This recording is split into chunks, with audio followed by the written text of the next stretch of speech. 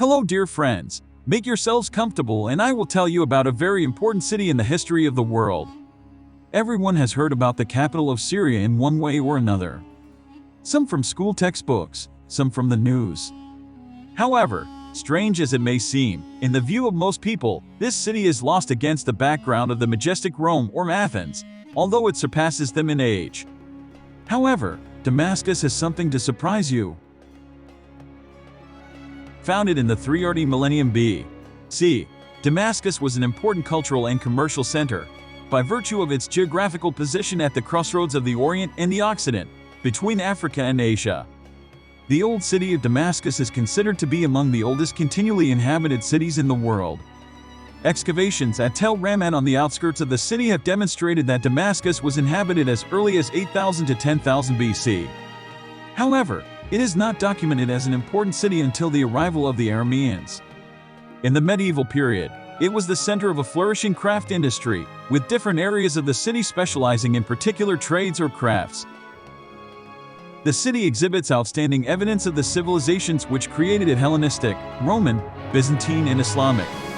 In particular, the Umayyad Caliphate created Damascus as its capital, setting the scene for the city's ongoing development as a living Muslim, Arab city, upon which each succeeding dynasty has left and continues to leave its mark. In spite of Islam's prevailing influence, traces of earlier cultures, particularly the Roman and Byzantine, continue to be seen in the city. Thus the city today is based on a Roman plan and maintains the aspect and the orientation of the Greek city, in that all its streets are oriented north-south or east-west, and is a key example of urban planning. The earliest visible physical evidence dates to the Roman period: the extensive remains of the Temple of Jupiter, the remains of various gates, and an impressive section of the Roman city walls. The city was the capital of the Umayyad Caliphate.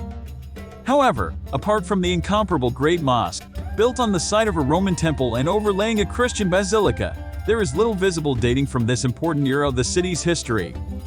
The present city walls, the citadel, some mosques and tombs survive from the Middle Ages, but the greatest part of the built heritage of the city dates from after the Ottoman conquest of the early 16th century. Damascus testifies to the unique aesthetic achievement of the civilizations which created it. The Great Mosque is a masterpiece of Umayyad architecture, which together with other major monuments of different periods such as the Citadel, the Azim Palace, madrasas, khans, public baths and private residences demonstrates this achievement. Damascus, as capital of the Umayyad Caliphate, the first Islamic caliphate, was of key importance in the development of subsequent Arab cities. With its great mosque at the heart of an urban plan deriving from the Greco-Roman grid, the city provided the exemplary model for the Arab-Muslim world.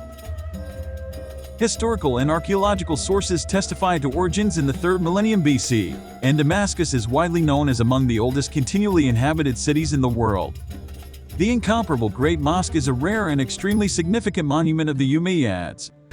The present city walls, the citadel, some mosques and tombs survive from the medieval period, and a large part of the built heritage of the city, including palaces and private houses, dates from after the Ottoman conquest of the early 16th century.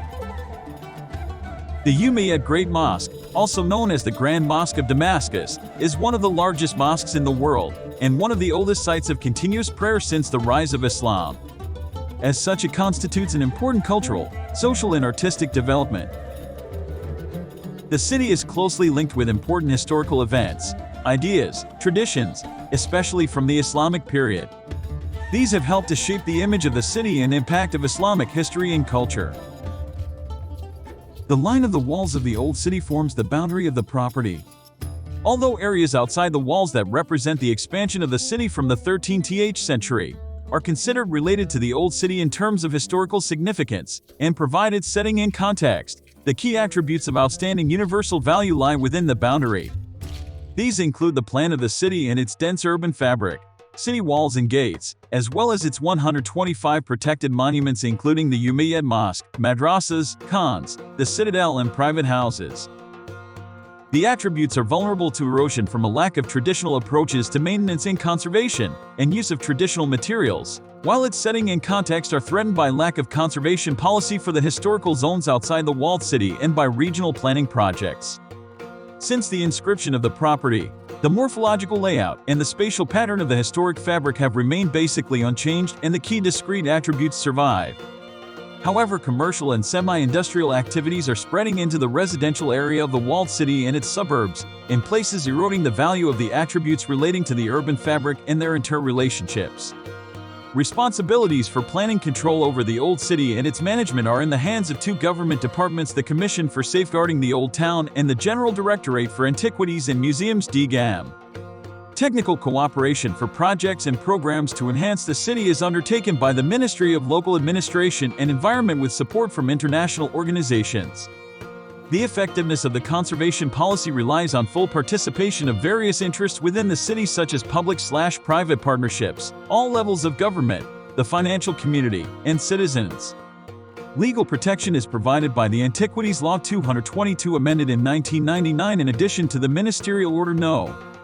192 of 1976 designating the walled city as part of the cultural and historical heritage of Syria.